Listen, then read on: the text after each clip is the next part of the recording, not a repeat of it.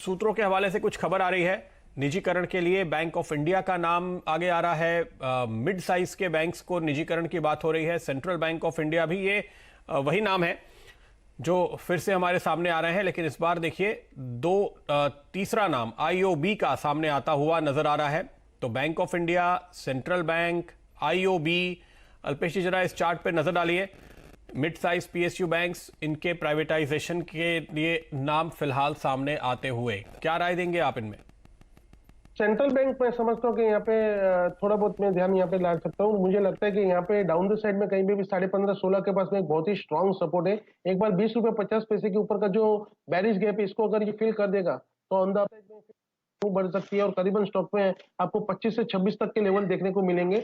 Major breakout जो है stock का टर्न होगा वो 25-26 के ऊपर क्लोज होने के बाद में होगा। करीबन इसके बाद में आपको 40 तक के लेवल ये स्टॉक यहाँ से दिखा देगा। तो यहाँ पे मैं समझता हूँ कि जब तक ये स्टॉक 15-16 के नीचे क्लोजिंग नहीं होता है, यहाँ पे खरीदारी की भी अपॉर्चुनिटी रखनी चाहिए। अगर कोई पॉजिटिव न्यूज आती है तो अच्छा खासा रिटर्न आपको लोअर लेवल से यहाँ पर देखने को मिल सकता है। बैंक ऑफ इंडिया पे जरूर नजर डालिए। ये मैं इसलिए कह रहा हूं क्योंकि इन सारे बैंकों के बीच में से bank of India relatively strong performance वाला स्टॉक है। इसकी बुक इतनी कमजोर नहीं है जितनी कि बाकी दोनों की है। और बैंक ऑफ इंडिया में ऑलरेडी आपको जो एक बेस बनता हुआ दिखा है, मुझे लगता है कि प्राइवेटाइजेशन के बिना भी इसमें अभी काफी वैल्यू और आती हुई दिख सकती है। ये मोटे तौर पे बैंकिंग एनालिस्ट की राय बन रही है। बैंक ऑफ इंडिया के चार्ट पे अल्पेश जी जरा नजर डालिए, क्या टारगेट्स आप इसमें देखते हैं? और एक और बात, हाँ मैं याद दिला दूं, देखिए एक नेशनल एआरसी बनाने की बात हुई थी बजट में, उसका मसौदा पूरी तरह से तैयार है। इनफैक्ट अपॉइंटमेंट्स शुरू हो चुके हैं। तो आपको कभी भी ये खबर आती हुई दिखाई देगी कि करीब 2-2.5 लाख करोड़ के जो एनपीएस हैं इन सरकारी बैंकों में से, वो उस एआरसी को ट्रांसफर कर दिए जाएंगे। तो ये मत सोचिए कि जब प्राइवेटाइजेशन वाली खबर फाइनली कंफर्म होगी कि सरकार ने अब बिड मंगा ली है फला फला बैंक के लिए, तभी आपको इनमें मौका मिलेगा। उसके पहले रास्ते में और भी अच्छी खबरें हैं जो इन स्टॉक्स को लगातार सपोर्ट करती रहने वाली हैं।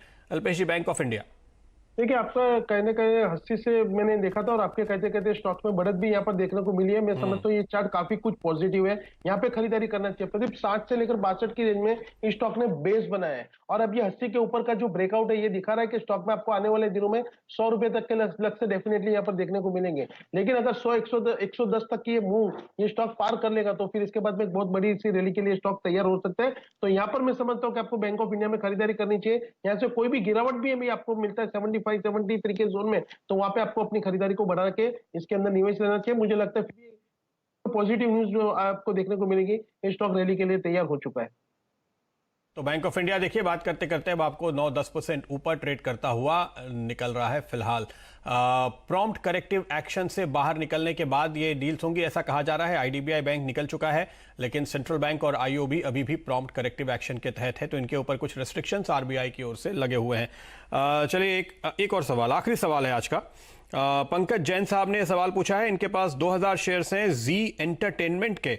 अल्पेश जी, जी एंटरटेनमेंट का चार्ट जरा देखिए, क्या लगता है आपको? पंकज जी का मुनाफा होगा 189 की इनकी कॉस्ट है फिलहाल, तो इनके भाव के आसपास ही है, 2 रुपए ऊपर। मैं समझता हूँ कि एक ट्राइंगल के अंदर, एक लोअर लेवल में ट्राइंगल के अंदर फॉर्मेशन में ये स्टॉक अभी रेडी हो रहा है और मुझे लगता है कि 180 के नीचे जब तक ये स्टॉक क्लोज नहीं होगा, तब से ट्राइंगल का आपको ऊपरी तरफ का ब्रेकआउट जो देखने को मिल सकता है। जो प्रथम लक्ष्य आएगा वो करीबन 205 से लेकर 210 की रेंज का आएगा, लेकिन 210 के ऊपर जैसे ही स्टॉक क्लोज 235 तक की रैली के लिए स्टॉक तैयार हो चुका है। तो अभी मार्केट में रैली भी चल रही है और यहाँ पे लोअर लेवल